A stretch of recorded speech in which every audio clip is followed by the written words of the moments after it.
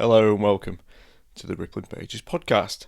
Come and have a coffee with the world's most interesting writers and me, Liam Bishop.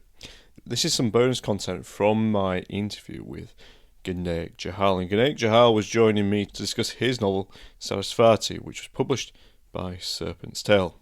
Frauds, politicians, mystics, writers, and the family who own the farm in which the river exists are caught up in trying to determine what return of the Saraswati River means.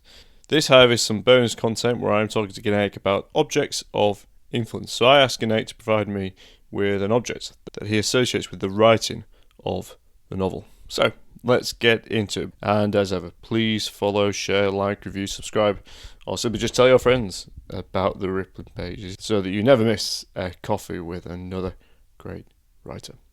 Okay, let's get into it. This is Gurnaik Johal on objects of influence. I've asked the writer, in this case Gurnaik, to provide me with an object that represents the writing of the book that we've been talking about. We talk a lot about influences within literature, about craft and books and films, but I wondered if this was a new way into understanding the writer in question and the writing process, perhaps. Not to sentimentalize the process too much, but to get to know you a little bit more as a writer. So, Gurnaik, would you like to explain what it is that you have provided me with? Yeah. What I'm bringing to our show and tell. So on my desk at home, I have a quite big poster. It's like a German film poster of Buster Keaton's The General.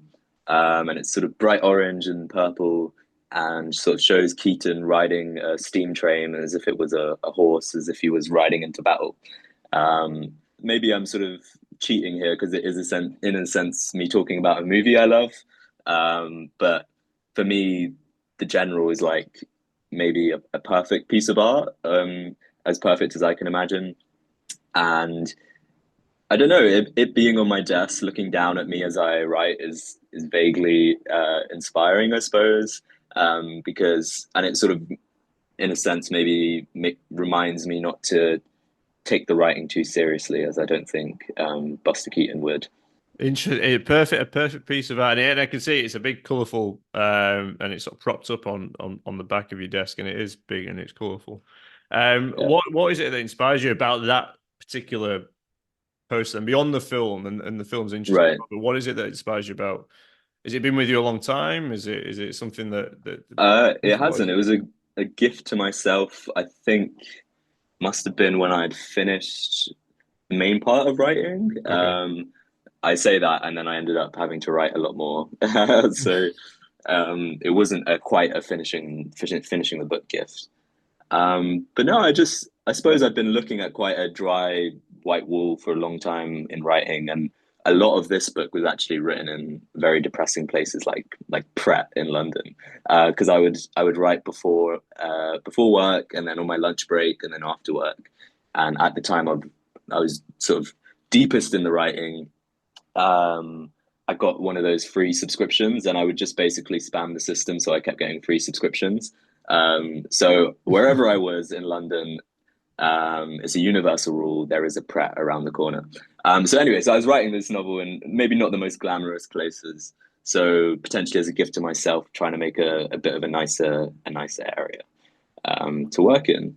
Love This that. Thank poster you. is part of that. Yep. Yeah, and you said it was a perfect work of art. Is it because of its humor? Buster Keaton very famously um, silent movie era, did his own stunts, and is it Yeah. is it its humor? Is it?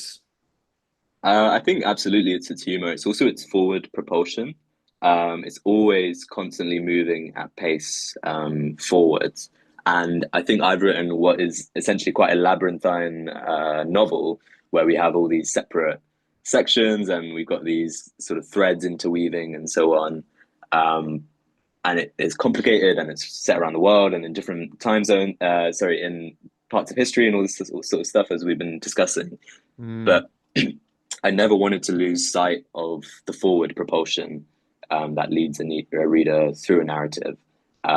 So that's maybe something I take from the general. Amazing. Well, I've not seen it, so I'm definitely going to Oh, you love it. yeah, watch it now.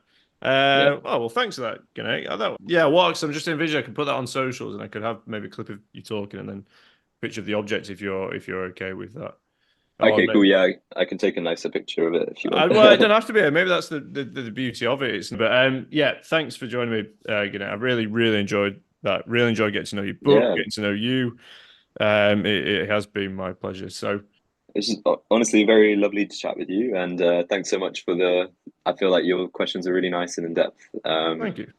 And Appreciate yeah, it. I hope the podcast continues to grow. Yeah.